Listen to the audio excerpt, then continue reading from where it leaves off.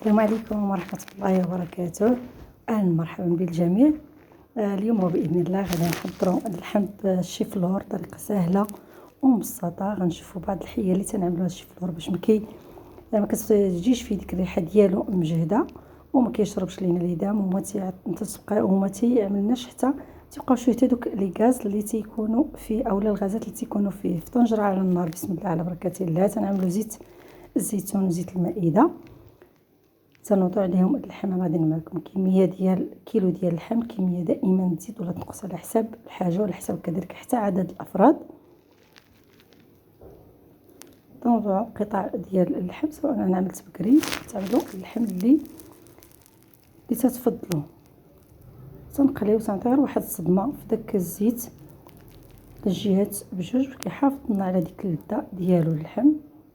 كاين اللي تيقلي، كاين اللي تيعمل كلشي دفعه وحده، راه ماشي مكاينش شي فرق كثير. واحد الزلافه عملت قليل ديال واحد القياس ديال واحد الكاس ديال الماء، عملت فيه جوج ديال الثومه، نص معلقه صغيره ديال السكينجبير اولا معلقه صغيره تكون مسحه ديال السكينجبير، نص معلقه ديال الابزار فلفل اسود،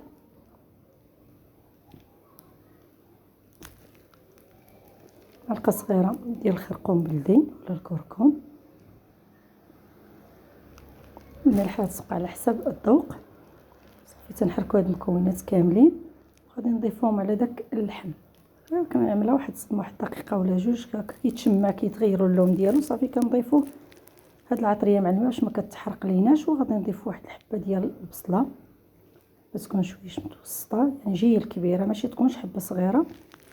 قطعوها كيف ما قطعناها سواء جوانح اولا مربعات صغيره. العموميه راه غادي تذوب.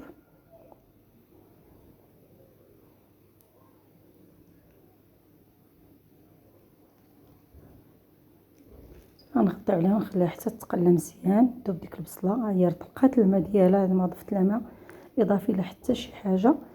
هنا كنرويو بالماء الكافي اللي غادي يطيب لنا ديك الشيفلور، غيطيب لنا الخضره. انا عملت مع الخضره، نتوما تقدروا تعملوا غير الشيفلور بوحديتو.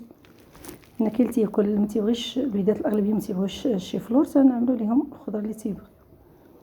بالنسبه للطريقه ديال الشيفلور تنقيوه، تنزولوا له ديك القشره اللي تكون من الفوق، داك بحال الاوساخ تكون من الفوق ضروري نزولوا. الاغلبيه ما تيزولهاش وهي ضروري خصها تزول، هذيك تكون فيها اليدين بزاف تيقيسوها.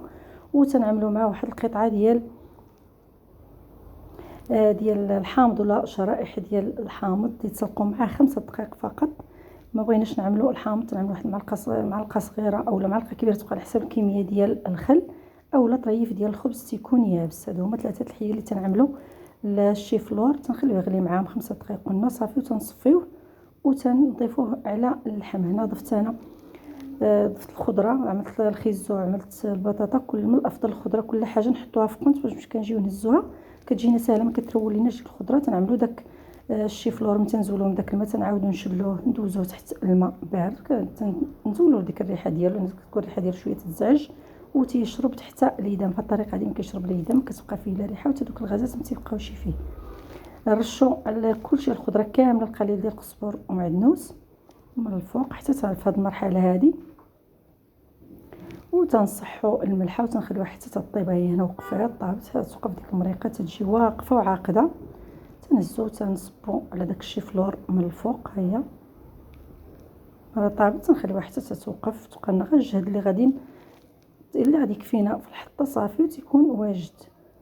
فوالا هو انا واجد هكا، ما كيتشتت ما كيتحل ما والو، وكيجي لذيذ سواء طيبناه مع اللحم اولا طيبناه بوحديتو. ولا طيبناه مع اللحم كيجي ألذ من اننا نطيبوه بوحديتو. صافي تنزلوه ونقدموه بالصحه والراحه. بالنسبه للتقديمه كل واحد كيقدم على حساب الذوق والطريقه ديالو. كنبداو هو الشكل النهائي الطبق ديالنا.